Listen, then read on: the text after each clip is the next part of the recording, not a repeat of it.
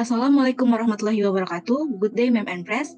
On this occasion, we from Group 2, we will present the material from the result of the critical journal review that we did to fulfill the project assignment regarding road law.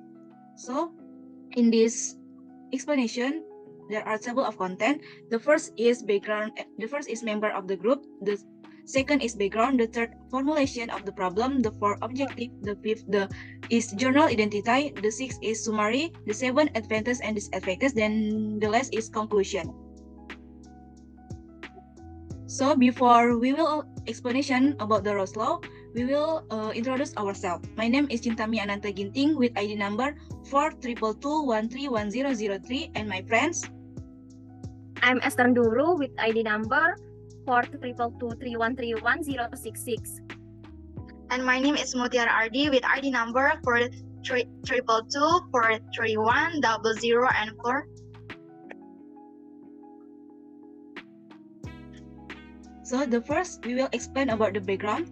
In background, Ross law, fundamental in chemistry, relates the vapor pressure of an ideal solution to the mole fraction of the solvent, while crucial in fields like analytical chemistry and biochemistry.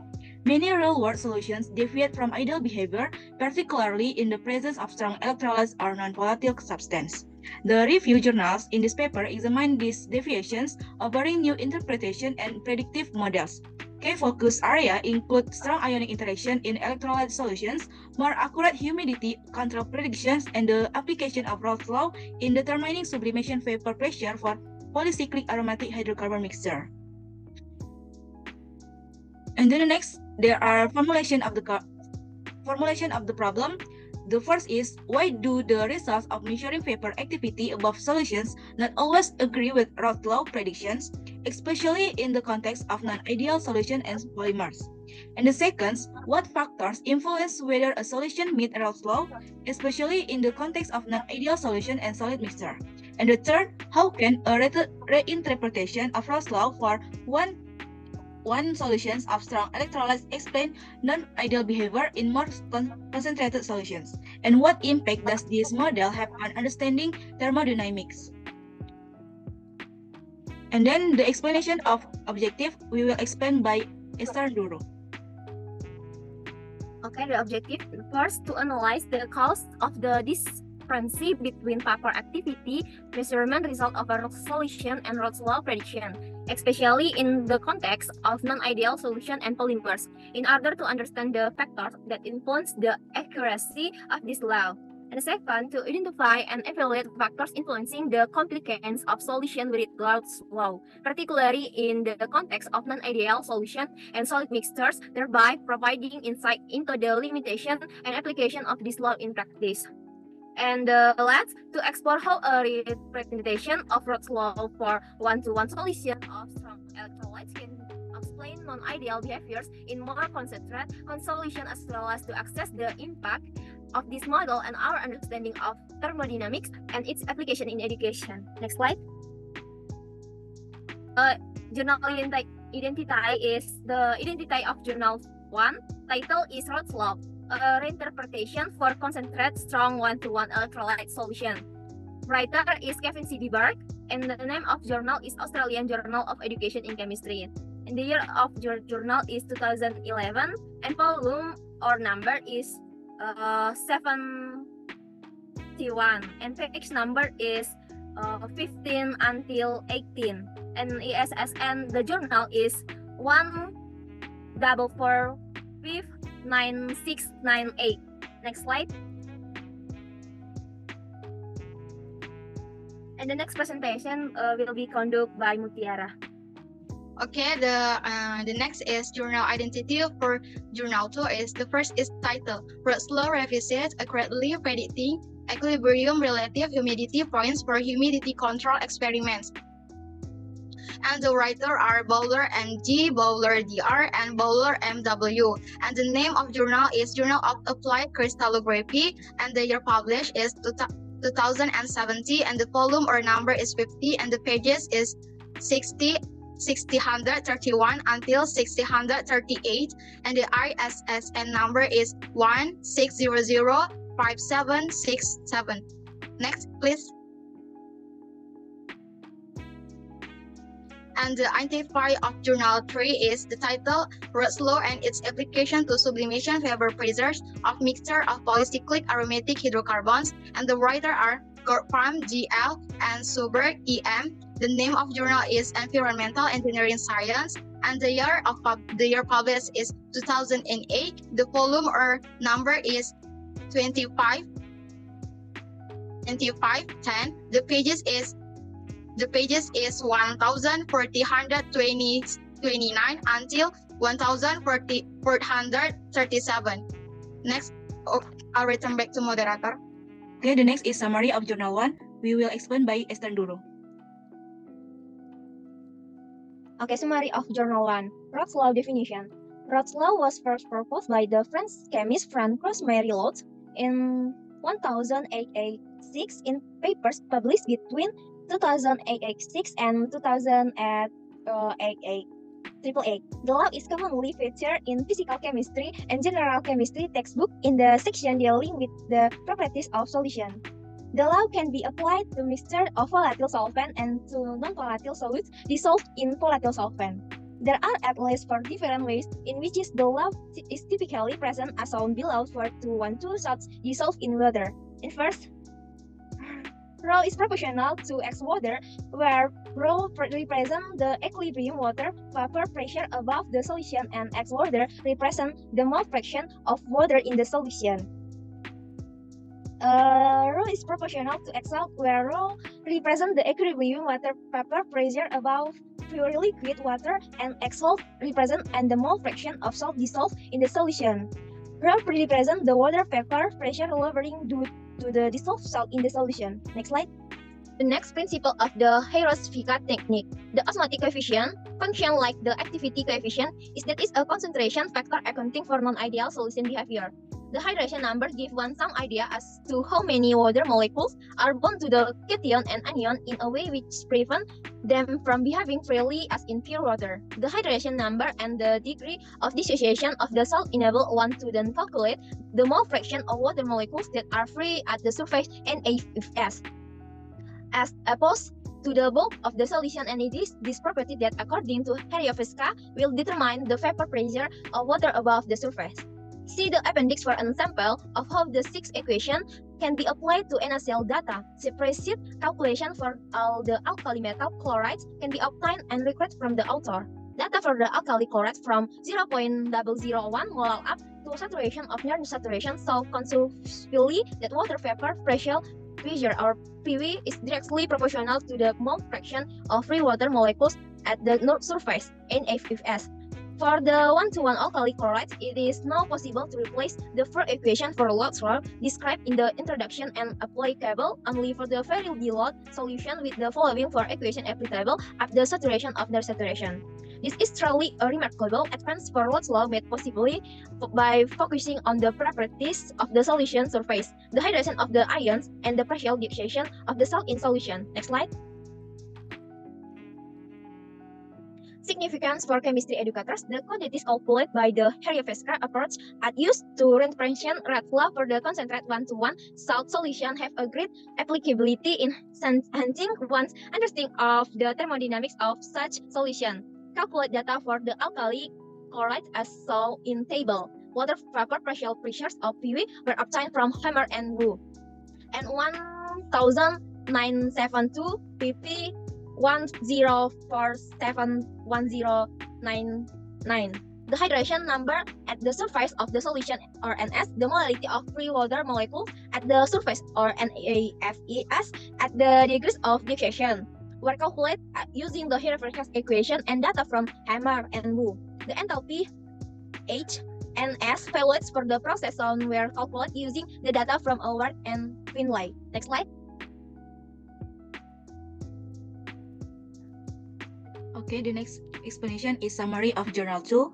The theoretical basis of Rhodes law. Rhodes law says that the solvent vapor pressure in an ideal solution is directly proportional to the mole fraction of the solvent.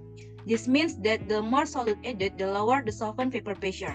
In this study, Rhodes law was used to predict how the water vapor pressure above the solution would change with the addition of solute, be it salt or polymer. And then relative humidity, or RH measurement this is research focus on measuring the airheads above the solution, which is an important parameter in many biochemical and crystallization experiments.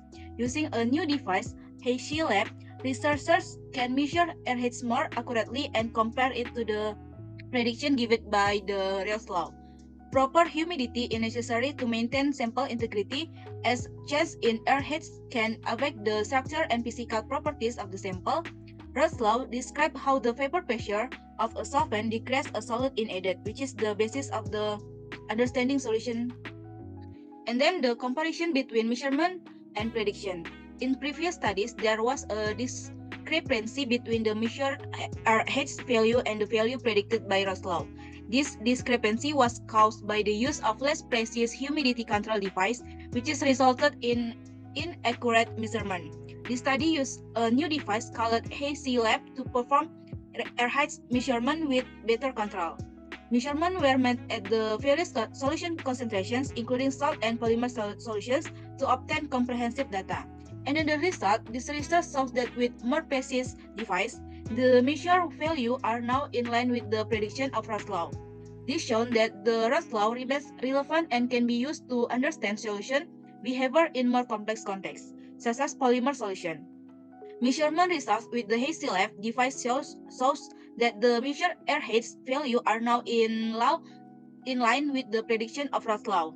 The new device shows better accuracy than the previous device, reducing the discrepancies previously found. And then the application and implication. In macromolecular crystallization, change in airheads can affect the quality and structure of the crystal former. So by understanding Rao's law, researchers can control environmental conditions to achieve the desired results.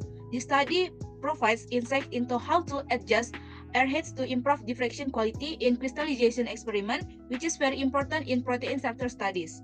And then this research also linked Rao's law to the concept of entropy mixing, which is explain how solvent and solid molecules interact in solution.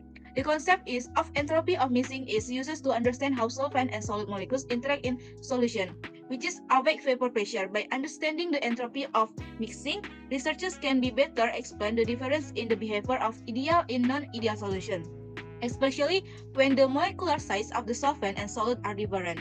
Rao's law states that the decrease in solvent vapor pressure when solid is added can be explained through statistical mechanisms. So, the next summary of Journal 3 will be explained by Mutiara Aldi. Okay, the next is summary of Journal 3. First is Rao's law definition. Rao's law states that the vapor pressure of a mixture, P evaporation, is equal to the sum of the mole fractions of the components, mole fraction, multiplied by their respective pure components, vapor pressure, P degree. This law is commonly applied to liquid mixture, but can also be relevant for solid mixture undergoing sublimation. Mixture that consists of chemically similar components, such as those with similar polarity, structure, and aromatic nature, tends to obey Rao's law more closely, particularly when the intermolecular forces are uniform across the components involved. And the second is Rao's law understanding. Rao's law posits that the vapor pressure of a P evaporation mixture is the sum of the products of the mole fraction of each component and their respective pure component vapor pressure P degree. This law is particularly relevant for a mixture of chemically similar components, where uniform intermolecular forces are present, allowing for a closer adherence to the prediction of Rao's law. The journal highlights that while Rao's law can provide a fair approximation of vapor pressure in many cases, it may also oversimplify the behavior of certain PHA mixtures, especially at lower temperatures. At ambient temperatures, the law tends to underestimate the vapor pressure of this mixture. However, as the temperature increases, the behavior of the mixture aligns more closely with Rao's law prediction, indicating a transition in behavior that occurs at temperatures below the melting points of the mixture. Next, please.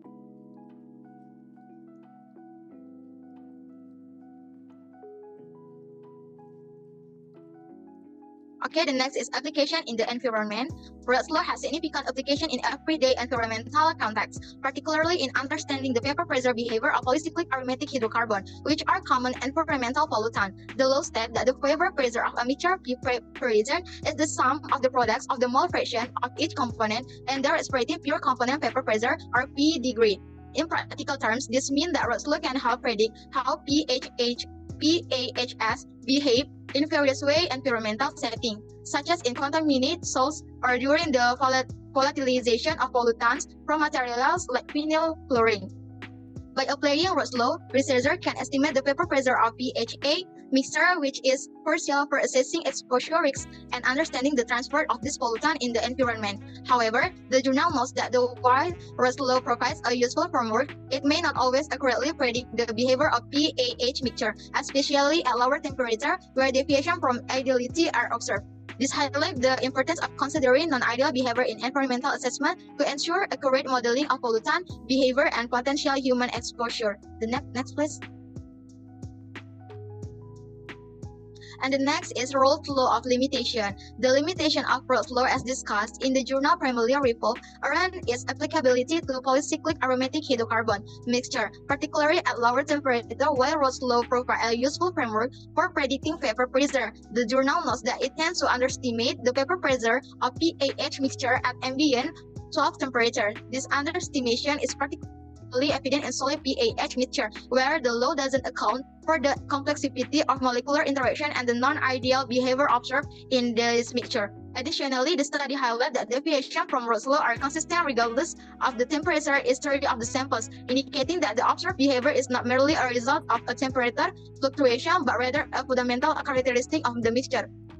At higher temperature, the vapor pressure of the mixture aligns more closely with Rolle's law prediction, suggests a transition is behavior that occurs below the melting points of the mixtures. Next, please. The next is advantage and disadvantage. From Journal 1, the first advantage. First, Journal 1 present an advancement in the application of Rolle's law by incorporating the Hayrovska model. This model extends the applicability of Rolle's law to concentrate 1:1 alkali chloride solution, addressing limitations seen in very dilute solution. And the second is the paper integrates and reconciles historical scientific debates, notably between Spain Arrhenius dissociation model and Harry Armstrong emphasis on solvent association. And for the disadvantage, first is this journal focus on 1:1 alkali chlorides may not be directly applicable to other types of salts or more complex electrolytes. And the second is doesn't give the formula of Rolle's law but only the application of the law. Next, please.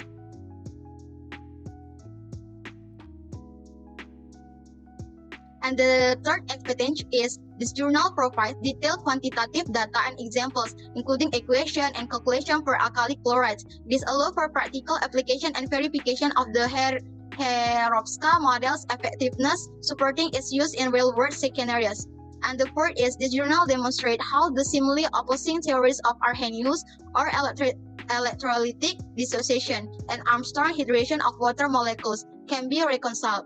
This unification offers a richer understanding of the principle underlying Rolle's law and showcases how historical scientific debates can lead to improved models. And the third for disadvantage is still requires other literature to complete the reader's understanding to learn Rolle's law. And the fourth disadvantage is the model relies on specific data from sources such as Harmer and Wu, which may not be universally available or applicable to all types of solution or condition. These reliance are particular datasets could limit the model's broader application. Next, please.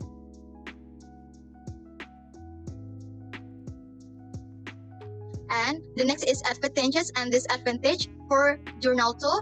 The first is advantage. This journal uses a more precise humidity control device or HC lab to measure the relative humidity equilibrium point, which produces more accurate and consistent data compared to previous studies. And the second is the author provides a clear and in-depth explanation of the fundamental of statistical mechanics underlying Rolle's law, including the distribution of energy and its effect of vapor pressure.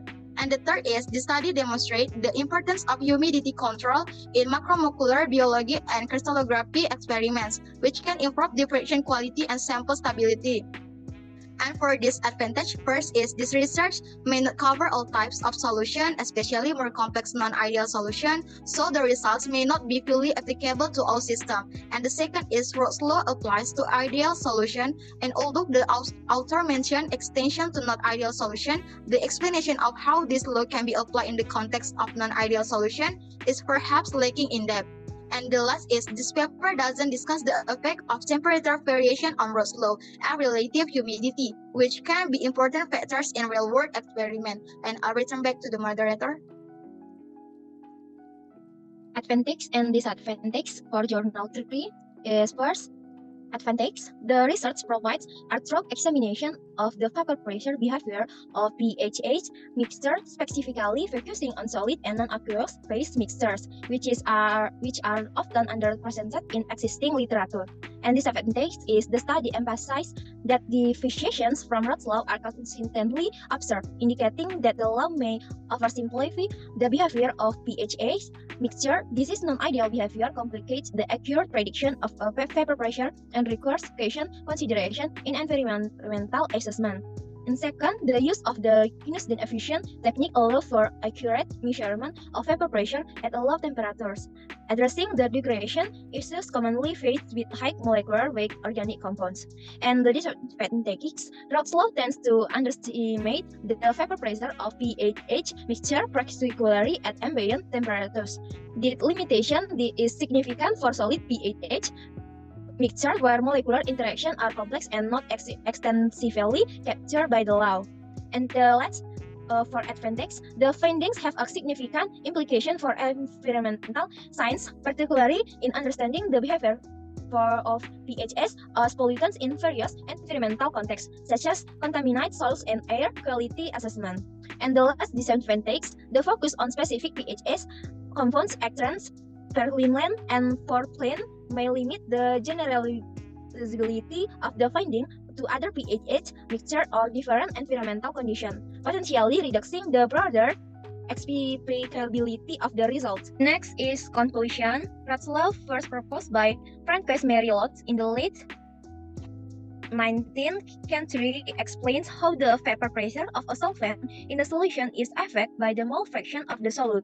While this law provides a strong foundation for the understanding solution behavior, the reviewers' journals reveal various aspects of its application and limitation in different contexts.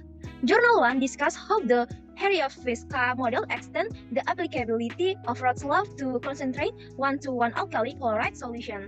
Traditionally, Roth's law is accurate for every dilute solution, but the Heriot-Fiska approach, which considers surface properties and ion hydration, allows for more accurate prediction at higher concentration. This model integrates the concept of electrolytic dissociation on surface interaction, providing a refined understanding of vapor pressure in concentrated solution. This advancement demonstrates Roth's law at adaptability and the importance of considering solution properties beyond ideal conditions. Next slide. Journal 2 examines Roth's law in the context of macromolecular crystallization and humidity control.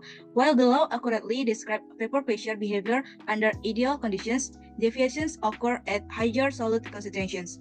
The study shows that with more precise measurement tools like the Hazy Lab, discrepancies between theory and observed relative humidity can be minimized.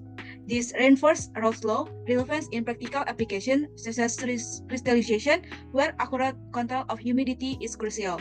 The study also emphasized the role of statistical mechanics in explaining Roth's laws, offering deeper insights into how solute and solvent interaction affect vapor pressure.